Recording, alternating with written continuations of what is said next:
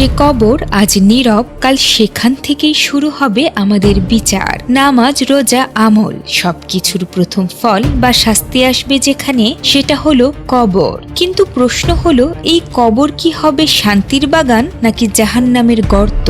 আজকের ভিডিওতে আমরা আলোচনা করব এমন একটি আমল নিয়ে যা কবরের আযাব থেকে মুক্তি দিতে পারে। চলুন শুরু করি। প্রত্যেক প্রাণীকেই মৃত্যুর স্বাদ গ্রহণ করতে হবে, আর মৃত্যুর পর যে জায়গাটিতে মানুষ একা হয়ে যাবে সেটিই হলো কবর। রাসূল সাল্লাল্লাহু আলাইহি ওয়াসাল্লাম বলেছেন, কবর হলো আখিরাতের প্রথম মঞ্জিল। যে ব্যক্তি এই মঞ্জিল থেকে নিরাপদ থাকবে তার জন্য পরবর্তী ধাপগুলো সহজ হয়ে যাবে, আর যে এখানে শাস্তি পাবে তার পরবর্তী পথ আরো ভয়ঙ্কর।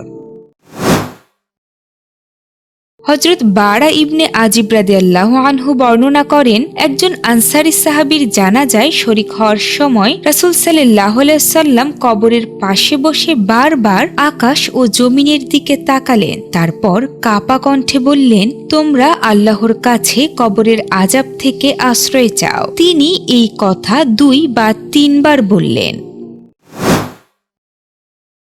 রাসূল সাল্লাল্লাহু আলাইহি ওয়াসাল্লাম যে দোয়াটি পড়তেন সেটি হলো, আল্লাহুম্মা ইন্নী আউযু বিকা মিন আযাবিল কবর। অর্থ, হে আল্লাহ, আমি আপনার কাছে কবরের আযাব থেকে আশ্রয় চাই। এই দোয়া শুধু মুখে নয়, ভয়, আশা ও আখিরাতের সচেতনতা নিয়ে পড়তে হবে। হযরত আবু হুরায়রা রাদিয়াল্লাহু আনহু বলেন, রাসূল সাল্লাল্লাহু আলাইহি ওয়াসাল্লাম নামাজের তাশাহুদের পর 4টি বিষয়ের আশ্রয় চাইতে বলেছেন: জাহান্নামের আযাব, কবরের আযাব, জীবন ও মৃত্যুর ফিতনা, দাজ্জালের ফিতনা। এই দোয়াটি নিয়মিত পড়া কবরের আযাব থেকে বাঁচার অন্যতম শক্তিশালী আমল।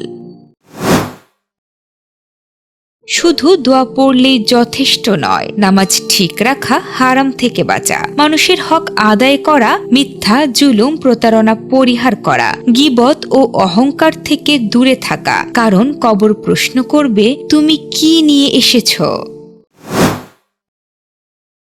আল্লাহ তাআলা পরম দয়ালু। একটা খাঁটি তওবা, এক ফোঁটা অশ্রু, একটি আন্তরিক দোয়া কবরকে জান্নাতের বাগান বানিয়ে দিতে পারে। আপনি কি মনে করেন কবরের আযাব থেকে বাঁচার সবচেয়ে গুরুত্বপূর্ণ আমল কোনটি?